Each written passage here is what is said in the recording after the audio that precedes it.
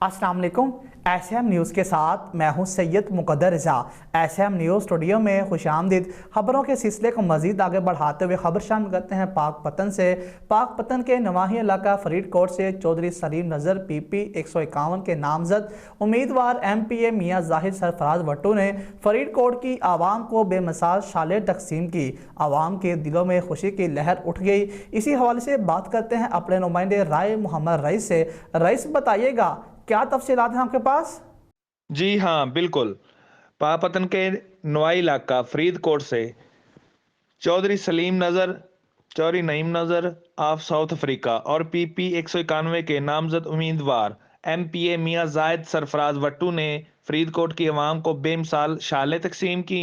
आवाम के दिलों में खुशी की लहर उठ गई। मियाँ जाहिद सरफराज वट्टू गरीबों का साथी, गरीबों का हमदर्द। इन्होंने कहा कि हम PP-191 के लोगों के साथ हैं। मेरे दरवाजे आवाम के लिए दिन रात खुले हैं। इंशाल्लाह हम पाकपतन के हर गांव में आवाम को बहुत सहूलतें फराहम करेंगे, जिसका मुंह बोलता सबूत, जैसा कि इज्तिमाई शादियां और गरीबों को नए घर, मेडिसन कैंप और एम्बुलेंस, और जल्द पाकपतन के इलाका में सुई गैस अस्पताल और स्कूल बनवाएंगे।